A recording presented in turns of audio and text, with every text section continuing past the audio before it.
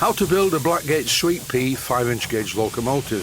This is part 62, shaping the chimney base to match the radius of the smoke box and removing the smoke box saddle.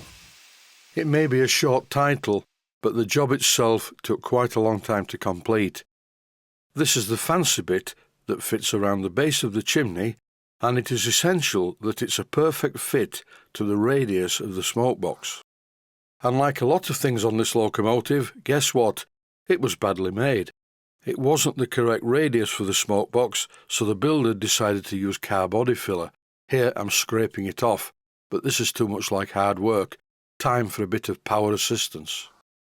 Into the outer part of the workshop, where the temperature is far lower than in the inner part of the workshop.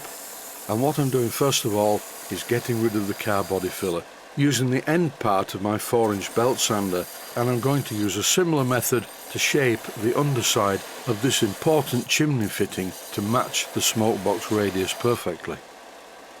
I have to be really careful when I'm doing this. If I take too much off, it's going to make a mess of it.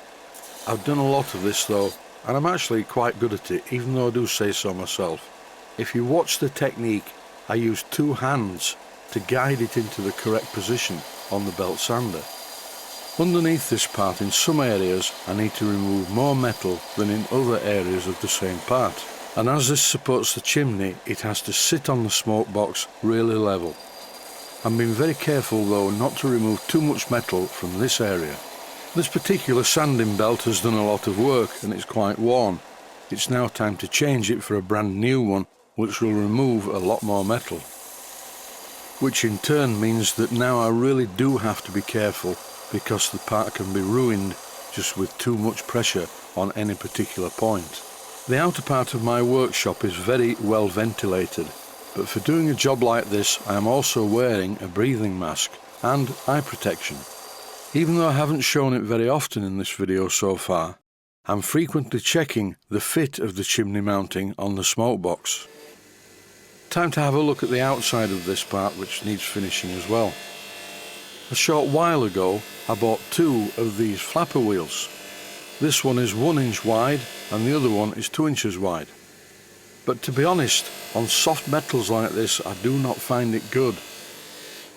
The outer edge of the green material seems to melt and it marks the gunmetal. I think I will limit the use of these green wheels to cleaning up rusty pieces of steel, because it really is no good for this job. I need to use a polishing wheel.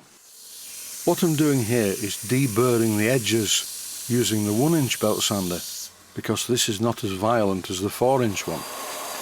The next part of the job involves finally finishing the size to the same radius as the smoke box. And before I can fit the chimney mounting, I need to scrape off or grind off all of the body filler that's stuck on the smoke box. I'm really glad that I bought this horrible old badly made engine, because the jobs I'm having to do on it I wouldn't normally have to do on most other things. This is a very useful tool. I'm cleaning up the area where the body filler was, and as you can see, in no time it's cleaning up the area that I want to clean up, although it's not doing very much to the burr that goes all the way around the hole. I'll have to use a bit more violence for this. I recommend that you get some of these. They really are first class. A perfect complement for my Proxxon Mini-Mott motor tool. To get rid of the burr though, I need to use some coarse emery cloth. Sometimes it's better to do the job by hand, and that is not a double entendre or a girlfriend joke. The emery cloth removed most of the burr, and then I finished it off with, guess what, a deburring tool. Running this round the edge of the hole chamfered it, so now there's no burr to get in the way of the chimney fitting. And here it is, sat in place. It needs a little bit more work yet, but it's very close. By looking at the fitting sat on the smoke box, I can see where I need to just profile a little bit of it slightly differently. A quick caution though, and I'm really not blowing my own trumpet, but I really am quite good at this because I've done a lot of it over the years. I guess the best way to do this job is to use the fly cutter set to the same radius as the smoke box.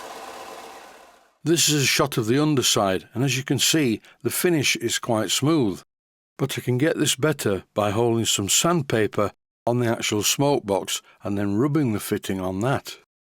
Time to remove the smoke box saddle. The bolts were a bit tight, so I tapped them out of the way with a small screwdriver, and then the whole thing fell apart. Everywhere on this saddle is filler like this, small pieces and bigger pieces. What puzzles me is, why use so much body filler? Why not just make it correctly in the first place? I cleaned up the areas underneath the smoke box and on the smoke box saddle, and now they fit together slightly better. I'm going to modify the saddle and make the part that's been cut away from the saddle a good bit bigger so I can fit a steam unit directly to the smoke box without the step of the saddle getting in the way. There's still a fair way to go with this job. I need to open up the end of the smoke box so it fits on the boiler.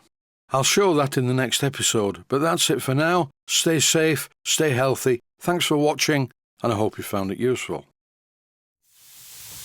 Please take the time to visit my Mainsteam Models website and click on the section of the website that says Video Playlists. And by doing that, you can find other videos that you may like to watch. And by using the playlists, you can actually watch the videos back to back.